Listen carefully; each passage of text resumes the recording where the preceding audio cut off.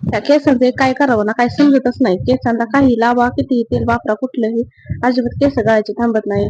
कुठलेही शॅम्पू वापरले तरी थांबत नाहीत केस गळायचे. काय करावं काय समजणं झालं. तुम्हाला जर केस गळती थांबवण्यासाठी काय औषध माहित असेल, माझं दिवसभराचं काय थोडंफार रुटीन आहे ते तुम्हाला दाखवण्याचा मी प्रयत्न करते. तर मी आज करणार आहे सोयाबीनची भाजी. तर सोयाबीनची भाजी करण्यासाठी घेतलेले आहेत मी 3 कांदे आणि 1 टोमॅटो आणि बारीक चिरलेली कोथिंबीर. तर गरम तेलामध्ये टाकलेलं आहे मी जिरं, कढीपत्ता आणि बारीक चिरलेला कांदा, टोमॅटो आणि थोडीशी कोथिंबीर टाकून मस्तपैकी त्याला हलवून घेणार आहे. हलवून घेतल्याच्या नंतर चवीनुसार थोडंसं मी मीठ टाकून घेणार आहे. मीठ टाकल्याच्या नंतर टोमॅटो आणि कांदा विरघळायला फार मदत होऊन जाते. तर त्याच्यामध्ये मी आता हळद टाकणार आहे आणि लाल तिखट घरचा मसाला आहे माझा. तो घरचा मसाला मी 1 चमचा टाकून घेणार आहे. भरपूर तिखट आहे त्याच्यामुळे मी थोडा सपाटच चमचा टाकत असते. तर सकाळी जे सोयाबीन मी भरायला घातलं होतं ते मी सोयाबीन आता त्याच्यामध्ये टाकून थोडीशी कोथिंबीर टाकून मस्तपैकी वर खाली करून 1 ग्लास पाणी टाकून शिजण्यासाठी देणार आहे झाकून ठेवून.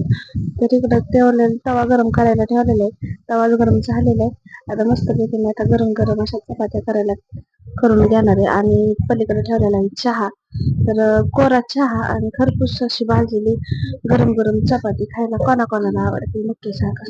आमच्या घरात सगळ्यांना आवडते गरम गरम चपाती खायला चहा बरोबर. शाळेची मुलं, कामाला जाणारी काय माणसं म्हणजे जेणे कोणी घरात कोणीही असेल ते कामाला जाणारे असतात ते त्यांच्या टायमिंगला गेले ना मग मस्त वाटतं, चांगलं वाटतं, जेणेकरून काम केल्यासारखं वाटतं. तर इथं चाललेलं आहे त्यांचा नाश्ता करायचा. माझा लाडका मुलगा बघा काय करते, नाश्ता दिलाय करायला आणि ते तिकडे बघत बसलाय. शाळेचं तर टायमिंग झालेलं आहे. तो तिकडे चहा चपाती खायला दिल्या असून सुद्धा कुरकुरे खात बसलाय. कुरकुरेसाठी तर रडत होता तो आणि टीव्ही बघत चालला होता. सगळ्यांचा नाश्ता करायचा. मस्त अशी चांगली भाजी झालेली आहे करून. मुलाचा डबा सुद्धा भरून दिला मी. दिल्याच्या नंतर मग ते गेले मग मुलांना शाळेत सोडायला.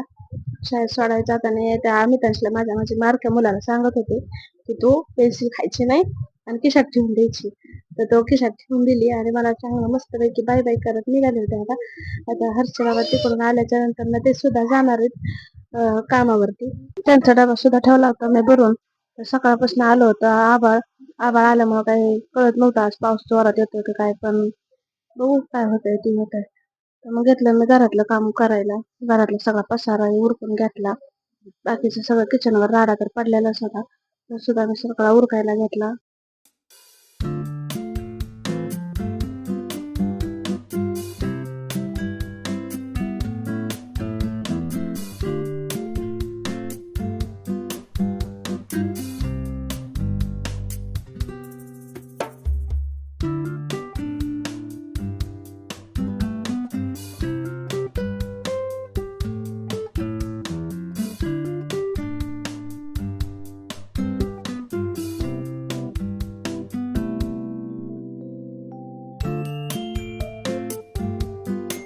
मस्त अशीच माझी शिगडी आता छान धुवून झाली होती. किचन सुद्धा वाटा धुवून झाला होता. मिक्सर डब्बा हे सगळे जे तेलकट मलकट उडून जे सगळं खराब होतं ना गुराही असून ते सगळं आता माझं स्वच्छ धुवून झालं होतं. असं मी रोजच धुत असते 1 दिवस आड किंवा डबे बिबे 1 दिवस आड असे धुत असते. मी तर किचन रोजच धुत असते.